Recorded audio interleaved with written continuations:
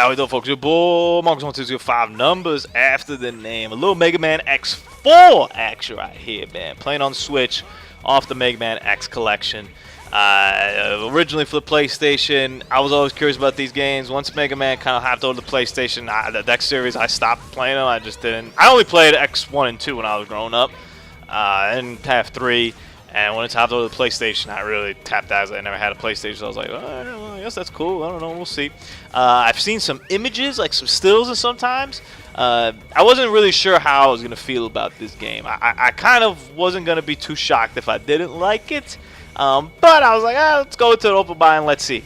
I really enjoyed it. It's different to me. If I had to grade this one, I'd give this one probably like a 9 out of 10 as well. It's different, though. Like, it's not... It has aspects of like the X series that we see for the Super Nintendo, but it doesn't at the same time. First off, and you can play it at 3. I guess I didn't really mention you can play 0 at 3, except like you die or whatever. But in this game, you can play the whole game as X and 0. I get it. Like people, like Zero's a cool character. I never really had too much interest in playing 0, even as like a kid. I thought he was cool. I thought he was awesome. I thought he was cooler than X. But I didn't really want to play it. I knew the game was designed for X. I didn't really care about it.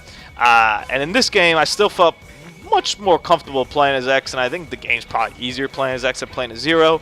I beat it as both. I enjoyed the X part a lot more than I did the 0 part. I think the game still works a little bit better with X than it does with 0. Just the simple stuff, man. Even like picking up like the boss stuff, for example. Like 0 gets some like kind of whack power-ups, whereas X still gets like some cool stuff. So yeah, there's those minor differences. Graphically, obviously completely different than the Super Nintendo series. I prefer the Super Nintendo graphics over these, but these are pretty damn good, man. Like I was impressed at like how good they looked, and I was just kind of trying to think like back in the day, I always liked pixelated graphics, so I still probably would have gone with the Super Nintendo ones. But objectively speaking, like these might look better. Like they just might be better. Like they look crisp and clean, and I was very surprised. And I guess it would have been nice to see maybe run on a PlayStation, a PS1. The load times obviously on this are non-existent. It loads like very quickly, but like it really doesn't chug that much, if at all. So I'd be curious to see if it did run that smoothly on the original PlayStation. Because if it did, then I find that to be very impressive. I mean, there's just not enough qualitative or enough like compliments I give this game. Qualitatively, graphically good, music's good, not as good as X1 or even X2, but it's still solid.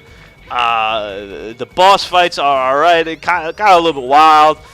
There's some like voice recording and stuff like that. That's kind of whack, but it's charming though. It's a charming kind of whack, you know.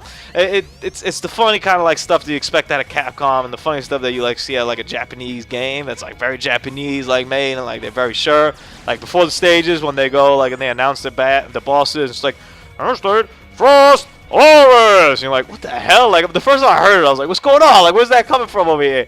But it's cool, man. It was funny and stuff like that. So I give it a 9 out of 10, man. Mega Man X4. I definitely play it. It's damn good. Skip 3, go to 4.